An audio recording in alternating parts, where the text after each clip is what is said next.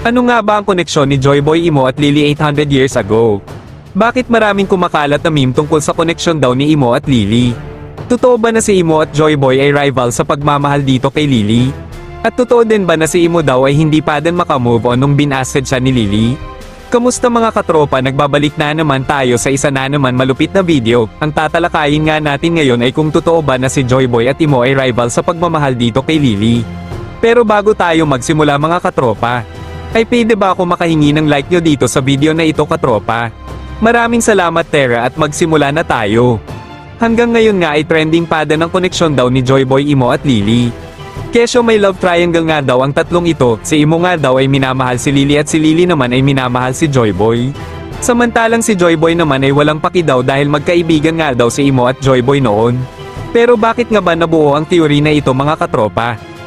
Well, nag-research nga ako at wala nga ako nakitang dahilan kung bakit nga ba nagawa ang theory na ito. Pero may nagawa nga akong theory about sa kung bakit nga nagawa ang meme na ito mga katropa. At ito nga ay naglalaman ng tatlong theory ko katropa. Una nga dito ay ang pagkagusto niya makuha si Vivi. Yes mga katropa, gusto nga makuha ni Imo si Vivi mga katropa. Ang sa tingin ko nga kung bakit gusto niya makuha si Vivi ay dahil si Vivi nga ang reincarnation ni Lily. Yes, possible ito kung totoo nga na gusto talaga ni Imo si Lily ay syempre gagawin niya ang lahat para makuha ang minamahal niya 800 years ago, diba? At pangalawa, si Imo nga ay nagseselos kay Luffy at Vivi. Dahil sa scene nga sa Merejoa ay makikita nga natin na sinira nga ni Imo ang picture ni Shirahoshi Blackbeard at Luffy, tanging picture nga lang ni Vivi ang hindi sinira ni Imo. Nakakapagtaka lang mga katropa, bakit hindi sinira o winasak man lang ni Imo ang picture ni Vivi? Diba?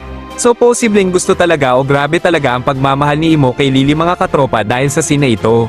Dahil alam naman natin na kapag may gusto ka nga ay diba wala kang pakialam sa iba.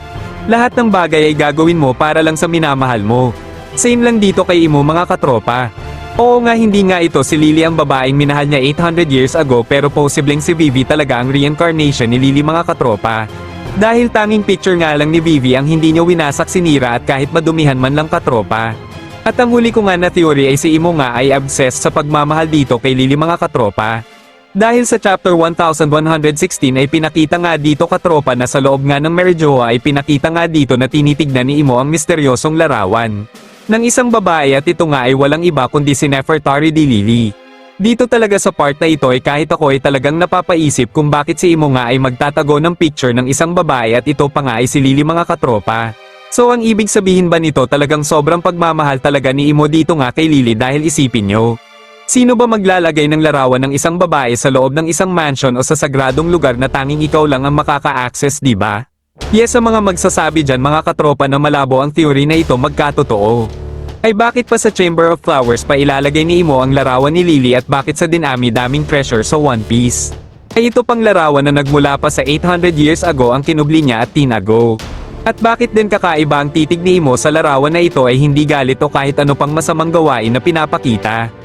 Tanging ang mga mata nga ay parang pumupungay na kapag nakita mo ang crush mo ay gantong-ganto ang itsura ng mga mata mo. So ang ibig sabihin ba nito hindi talaga ang One Piece ang treasure ang pinakamahalaga, kundi ang pinakamahalagang treasure sa mundo ng One Piece ay tanging pagmamahal lamang? At ito din ba ang dahilan kung bakit tumawa lang sila Roger nung nakapunta sila sa Laugh Tale? Dahil hindi nila inaakala na ang tanging matatagpuan nila ay hindi kahit anong kayamanan, kundi ang tanging natagpuan nila ay love story na hindi kailanman malalamangan ng kahit anong kayamanan.